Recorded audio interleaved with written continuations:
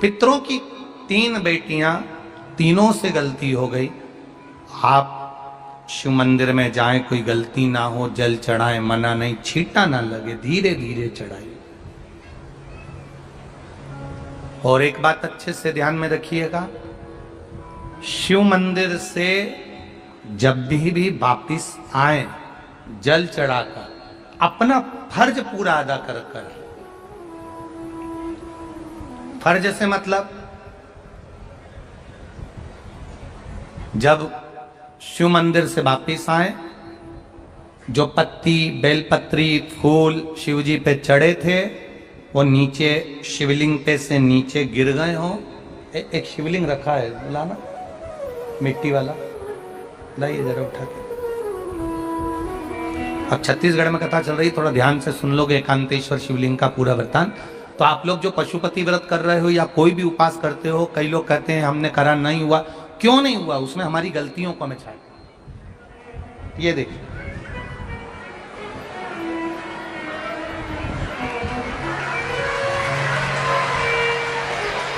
अब जैसे ये शिवलिंग रखा है, आपने जल चढ़ाया, अब जल आप यहां से चढ़ा रहे हो तो धीरे धीरे धीरे धीरे चढ़ाएं, जिससे छींटे बाहर ना, यहां तक छींटे रहे ना, जलाधारी तक चलेगा, बाहर ना गिरे। और एक बात का स्मरण रहे, यदि बेलपत्री, फूल, पत्ती जल चढ़ाने के बाद ये सब अगर नीचे गिर जाए, जलाधारी पर गिर गया या नीचे उतर गया, तुम्हारा पूरा जल चढ़ जाए, तुम्हारे पास में चंदन नहीं है, अबीर नहीं है, गुलाल नहीं है, कुछ भी नहीं हो, तो भी अपने हाथ की 3 उंगलियों से रेखा 3 खींचकर और फिर जो माला आदिकादिक भगवान की रखी थी उसी से भगवान का वापिस पूरा श्रृंगार कर कर फिर वापिस आइए, भगवान को पूर्ण श्रृंगार।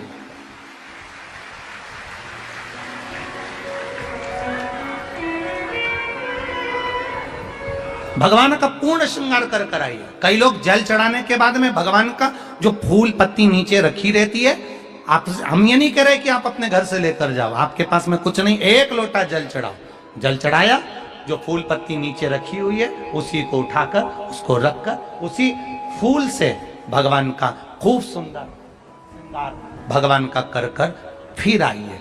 क्यों? शिव का जब हम श्रृंगार कर कर आते हैं, माता पार्वती जी ने देव अधिदेव महादेव का श्रृंगार किया है, आप लोगों के स्मरण में होगा। राम जी ने माता जानकी का श्रृंगार किया है। रामचरित सुनिए कथा, रामायण सुनिए, आप लोगों ने रामायण सुनी होगी, तो उसमें माता बैठी हैं शिला के ऊपर और भगवान राम उनका श्रृंगार कर रहे हैं, एक कौवा आता है, वो चोंच मार कर जाता है, ये सारा वृत्तांत आप लोगों ने श्रवण किया है। तो राम जी माता सीता का श्रृंगार करते हैं, भगवान कृष्ण राधा जी का श्रृंगार करते हैं। केवल एक देव अधिदेव महादेव की कथा ऐसी है जिसमें पार्वती जी शिव जी का श्रृंगार करती है।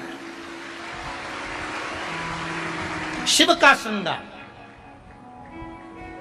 किस लिए? क्यों? कहा जल चढ़ाने के बाद वहीं पर पड़ी हुई पत्ती से, फूल से, जो चढ़े हुए फूल हैं, चढ़ी हुई पत्ती है, चढ़ा हुआ निर्माल्य है, जो भी शिव जी का है, उसी को धोकर वापिस भगवान का श्रृंगार कर कर आना चाहिए। किस लिए? कि हे भोलेनाथ, जब मैं इस संसार सागर से जाऊं, अखंड सुहाग लेकर पूरी श्रृंगार कर कर इस धाम से जाऊं, ऐसी कृपा बना। जो पढ़ाओ, जो पढ़ाओ, चंदन नहीं है, हाथ से चंदन का स्मरण होना चाहिए। नहीं है हमारे पास लगाने को रोली, मोली, चंदन, जो भी आपके पास में, अबीर, गुलाल नहीं, अपने मन का गुलाल लगाइए, अपने मन का हृदय से दिल से रिझाने का प्रयास। ले जाओ बाबू, ले जाइए, दिल से चढ़ाइए। और जब भाव से, दिल से आप आनंद के साथ देवाधिदेव महादेव का आप पूजन करो, उसमें गलती ना हो, गलती। हम शंकर जी को जल कहां बैठ के चढ़ाते हैं?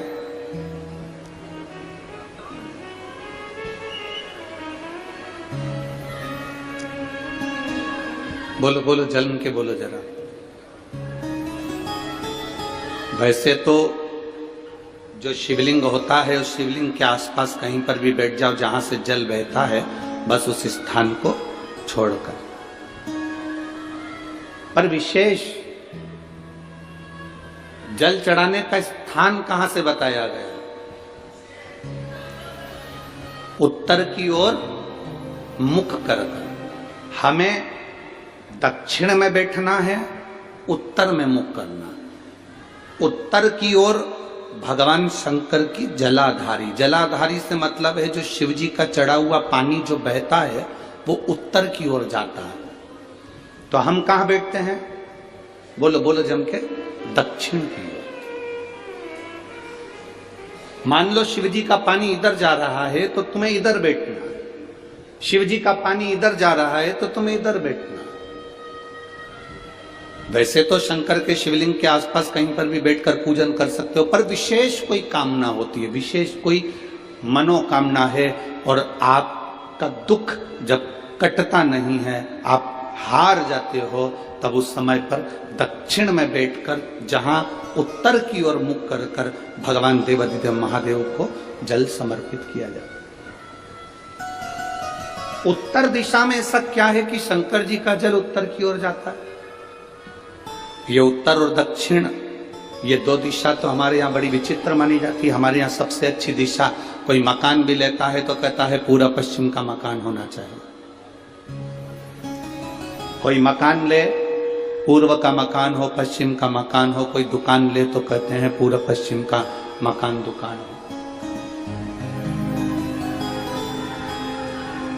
पर मेरा वो घरदानी तो उत्तर दक्षिण का आनंद लेता, उत्तर दक्षिण।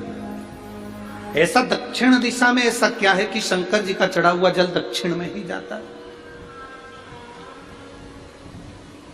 यहां तक शिव महापुराण की कथा कहती है, मान लो आपके घर में छोटा सा शिवलिंग है, आपके घर में छोटा सा शिवलिंग है, उस शिवलिंग को आपने थाली में रख लिया। थाली में रखने के बाद में गूंज रहा है आवाज, थाली में रखने के बाद उस थाली में शिवलिंग को रख लिया, आपने उसको स्नान कराया। थाली में भी अगर शिवलिंग रख रहे हो तो उस शिवलिंग का जो दिशा है वो उत्तर की होना चाहिए। भले आप मंदिर में पूरा पश्चिम में बैठे हो, आपके घर का मंदिर तो पूरा पश्चिम में ही होगा।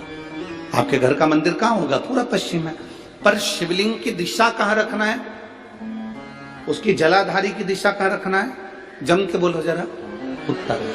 आप मंदिर में पूरा पश्चिम में बैठो, आपके घर के मंदिर में आप पूरा पश्चिम में बैठ के पूजन करो, क्योंकि आपका मंदिर पूरा पश्चिम ही होगा। ऐसा कोई घर नहीं जिसके घर के अंदर मंदिर पूरा पश्चिम में नहीं है। आप पूरा पश्चिम में बैठो, पर शिवलिंग को थाली में भी रखो तो उसकी जलाधारी उत्तर की होना चाहिए। आपने अगर स्नान कराया है, शंकर भगवान के शिवलिंग का जल जो आप लेकर जा रहे हो विसर्जन करने के लिए, शिवलिंग का चढ़ा हुआ पानी जो भगवान को हम घर में स्नान कराते हैं, भगवान को घर में नहलाते हैं, स्नान का जो जल होता है उसको हम ले जाकर जब वृक्ष में डालते हैं, उस समय पर शंकर का घर में चढ़ा हुआ जल जब हम ले जाकर उसको डालते हैं वृक्ष में, अगर आपका ध्यान उत्तर की ओर है, आपका मुख उत्तर की ओर है, भले आप जल डाल रहे हैं पर मुख यदि आपका उत्तर की ओर है तो आपकी मनोकामना पूर्ण होती ही है, ये निश्चित है। मित्रों, अगर वीडियो अच्छी लगी हो तो वीडियो को लाइक करें, शेयर करें, कमेंट करें और अगर चैनल पर पहली बार आए तो चैनल को सब्सक्राइब करने के बाद बेल आइकन दबा दें ताकि आने वाली वीडियो के नोटिफिकेशन आपको तुरंत मिल जाए। वीडियो देखने के लिए धन्यवाद।